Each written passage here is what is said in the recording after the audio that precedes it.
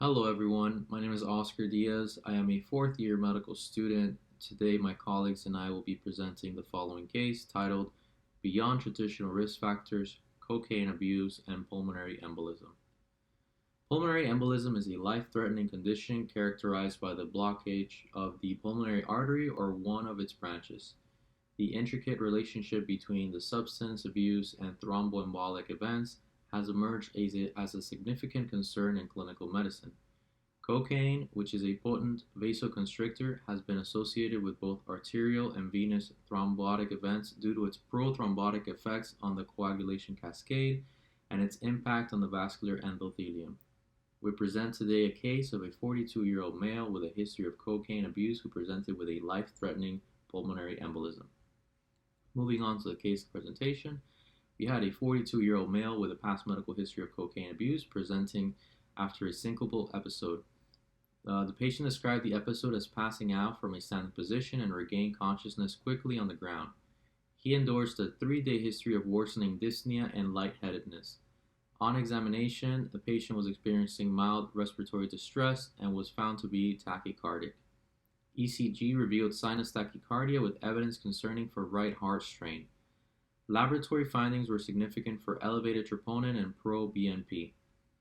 A ventilation perfusion lung scan was ordered, which showed a high probability of a pulmonary embolism.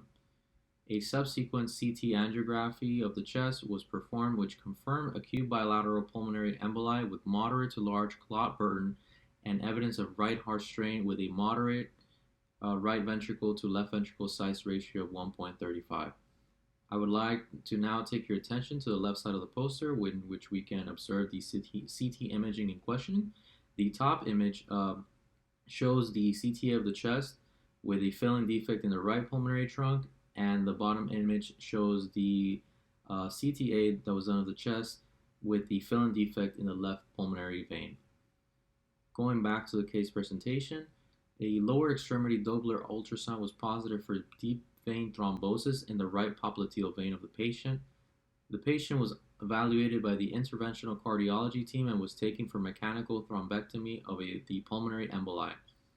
Pre-intervention of right heart catheterization was significant for a mean pulmonary artery pressure of 47 millimeters of mercury and a pulmonary capillary wedge pressure of 23 millimeters of mercury. The clot burden was reduced by greater than 90%, and excellent filling with good venous phase of all pulmonary arteries was noted. The patient improved symptomatically after the procedure.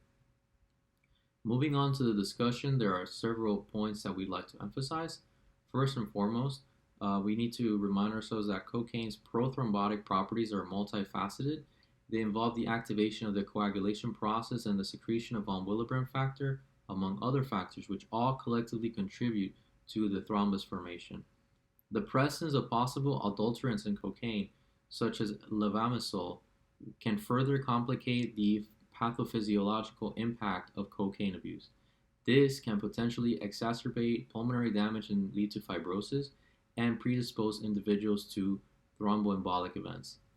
The reported case here emphasizes the need for a high index of suspicion for cocaine-induced pulmonary embolism in patients with a history of substance abuse that present with symptoms suggestive of thromboembolic events.